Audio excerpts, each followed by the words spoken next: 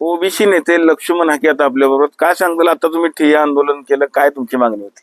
आम्ही आज जवळा विकास सोसायटीच्या सभासदत्वांना म्हणजे जवळजवळ 1448 सभासदांना वन स्ट्रोक या महाराष्ट्राच्या सहकार मंत्र्यांनी वजा केलेलं आहे. त्यांचं सभासदत्व रद्द केलेलं आहे. कारण काहीच सांगितलेलं नाही. विद्यमान विकास सोसायटीच्या व्हाईस चेअरमनचं सुद्धा सभासदत्व रद्द करण्यात आलेलं आहे. याचं कारण ज्यावेळी मी या गावामध्ये येऊन आम्ही आता धरणे आंदोलनात शेतकऱ्यांकडून जाणून घेतलं, त्यावेळी मला असं ऐकायला मिळालं की या गावचे माजी आमदार दीपकराव साळुंखे पाटील यांनी सहकार मंत्र्यांना सांगून, त्यांचं तर म्हणणं असं आहे की सहकार मंत्री माझा पाहुणा आहे आणि तो सहकार मंत्री माझ्या खिशात आहे, त्यामुळं मी सांगेल तेच होणार, असं म्हणून धनगर समाजाच्या 1444 सभासदांना या सोसायटीमधून निष्कासित केलंय, त्यांचं सदस्यत्व रद्द केलंय. मग जवळा विकास सोसायटीमध्ये सांगोला तालुक्यातल्या एका गावामध्ये जर असं घडत असेल तर महाराष्ट्रामधल्या किती खेडी आहेत महाराष्ट्रामध्ये? माझ्यावर वारंवार या महाराष्ट्रामध्ये आरोप होतो, अजितदादा पवारांवरती तुम्ही टीका करता, पवार फॅमिलीवर तुम्ही टीका करता. मुळात पवार फॅमिलीनं कुठलीही सोसायटी, कुठलीही संस्था, कुठलाही कारखाना स्वतःहून स्थापन केलेला नाही. ते नेहमी इतरांचे कारखाने ताब्यात घेतात आणि आपलं राजकारण, पैसा, उद्योगधंदे करतात.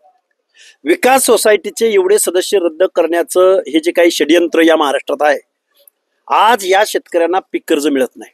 एवढे शेतकरी पीक कर्जापासून आज दूर गेलेले. काय आता मागणी काय? आमची मागणी अशी आहे की या सहकार मंत्र्यांनी जर पुण्याच्या विभागीय निबंधकांसमोर जर असा दबाव आणत असतील तर या सहकार मंत्र्याला आम्ही महाराष्ट्रात तर फिरू देणारच नाही, पण या सहकार मंत्री बाबासाहेब पाटलांच्या दालनात जाऊन त्यांना तिथं कोंडून घालू आम्ही मंत्रालयामध्ये. बाबासाहेब पाटील, तुम्हाला आमची ताकद काय चांगलं माहिती आहे. तुमच्या अहमदपूर मतदारसंघामध्ये येऊन आम्ही तुम्हाला अडवू शकतो. ही ताकद आमची आहे, तुम्हाला माहिती आहे. त्यामुळं सांगोला तालुक्यातल्या जवळा गावामधल्या विकास सोसायटीमध्ये तुम्ही लक्ष घालता.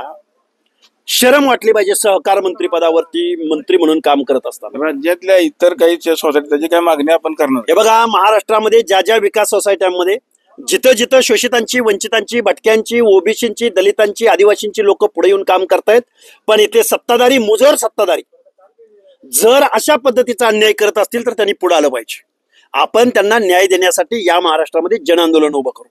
मुख्यमंत्री धक्कातंत्र देण्याच्या तयारीमध्ये आहेत. आपण बघितलं असेल की 8 मंत्री खरं तर आता व्हेंटिलेटरवरती आहेत. लवकरच त्यांचं काहीतरी कारवाई होण्याची शक्यता आहे. कसं बघताय? मंत्र्यांवर तर कारवाई झालीच पाहिजे.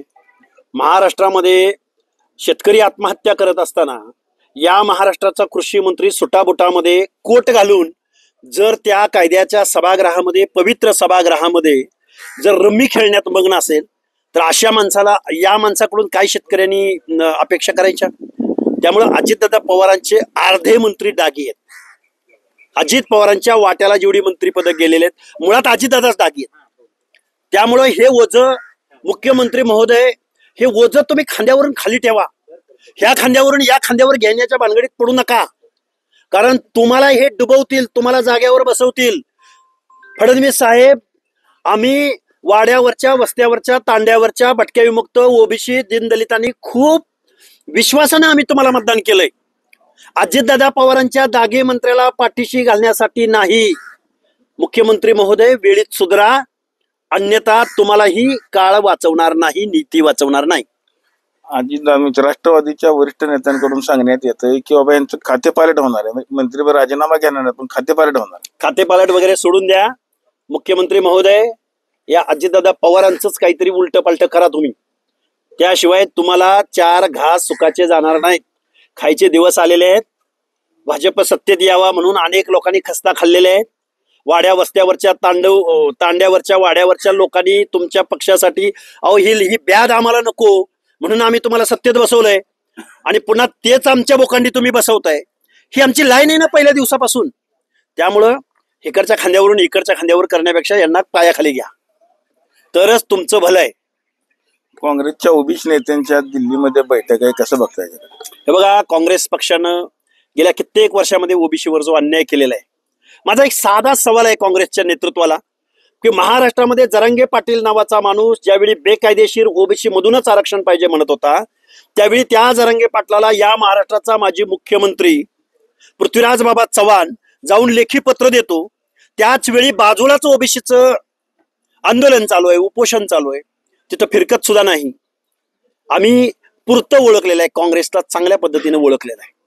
कारण 340व कलम ओबीसीचं मंडल आयोग 1994 साल उजाडलं ओबीसीनं आरक्षण मिळायला. एवढी वर्ष कुणी विलंब केला होता? काँग्रेसनंच केला होता. त्यामुळं आता काय, काँग्रेस ही प्रचंड ओबीसी विरोधी पार्टी आहे. जोपर्यंत तुमच्या सरदारांच्या, वतनदारांच्या, जागीरदारांच्या हातून काँग्रेस बाहेर येणार नाही तोपर्यंत ओबीसी तुम्हाला आपलंसं करणार नाही. कुठेतरी निवडणुका डोळ्यासमोर ठेवून हे चाललंय. पंचायत राजच्या निवडणुका डोळ्यासमोर ठेवून सगळे वागतायत. विरोधी पक्षांतर वागलंच पाहिजे, पण मुख्यमंत्री महोदयांना आमचं सांगणं आहे, तुम्ही महाज्योतीला निधी देत नाही, तुम्ही ओबीसींची वसतिगृह बांधत नाही, तुम्ही पोरांना पैसे देत नाही, फेलोशिप, स्कॉलरशिप देत नाही, पण दुसऱ्या बाजूला मात्र अजितदादा पवारच्या सांगण्यावरनं तुम्ही आजारी कारखान्यांसाठी पुरवणी मागण्यामध्ये 2000 कोटी रुपये सँक्शन करताय. हे ओबीसींना अजिबात आवडलेलं नाही. या येऊ घातलेल्या पंचायत राजच्या निवडणुकीमध्ये अजितदादा पवारांच्या राष्ट्रवादी काँग्रेसला ओबीसी बायकॉट करेल. वाड्या वस्त्या तांड्यावरती अजितदादा काँग्रेसच्या पक्षाला ओबीसी बांधव, भटक्या विमुक्त जाती जमाती मतदान करणार नाहीत. मी गावगाड्यात फिरतो, ग्राउंडची ग्रॅव्हिटी मला चांगली माहिती आहे.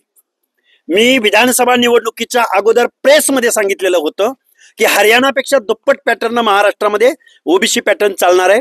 पण फडणवीस साहेब, ज्या म्हातारीसाठी आम्ही वेगळं राहिलो तीच म्हातारी परत तुम्ही आमच्या वाट्याला दिली आणि ही म्हातारी मात्र आमच्या कानामध्ये उदक सोडायला लागली. त्यामुळं अजितदादा पवार यांच्या पक्षाला आवरा. खांदे पालट, या खांद्यावरनं त्या खांद्यावर, ते तुम्हाला त्रासदायकच ठरणार आहे. या खांद्यावरनं त्या खांद्यावर म्हणण्यापेक्षा पायाखाली घ्या, तर तुम्हाला सुगीचं दिवस येतील, सुखाचं 4 घास खाता येतील. अभिनेत्री केतकी चितळे यांनी खरं तर वादग्रस्त विधान केलेलं आहे. मराठी नाही बोललं तर काय भोकं पडणार का, असं त्याने विधान केलं. कसं बघा, मराठी अस्मिता असणाऱ्या, मराठी मातृभाषा असणाऱ्या स्वाभिमानी माणसांसाठी मराठीबद्दल प्रेम असणं साहजिक आहे. त्यामुळं कुणी काय बोललं यापेक्षा मराठी भाषा कुणी बोललं म्हणून कमी होणार नाही. मराठी भाषा खूप पॉवरफुल आहे. अभिजात मराठी भाषेचा दर्जा तिला मिळालेला आहे आणि आम्ही गावगाड्यामध्ये मराठी बोलणारी माणसं आहोत. हे जे सगळे चॅनल्सवरती आणि फुटेज घेतात ना, यांची लेकरवाळा इंग्लिश मिडियम स्कूलमध्ये आहेत. गावगाड्यातला गोरगरीब, कष्टकरी, भटक्या विमुक्त जाती जमाती, ओबीसी, दीनदलित, आदिवासी बांधव यांच्या उपभाषा हे खरं तर मराठी भाषेचं सौंदर्य आहे. त्यामुळं टीव्ही चॅनलवरती अभिनेत्री, अभिनेते, नेते यांच्यामुळं मराठी भाषा आज जिवंत नाही, तर गावगाड्यातल्या शोषित, वंचित, दलित, आदिवासी बांधवामुळे मराठी जिवंत आहे. सांगोल्याहून कॅमेरामन जगदीश रवी लवेकर, TV9 मराठी.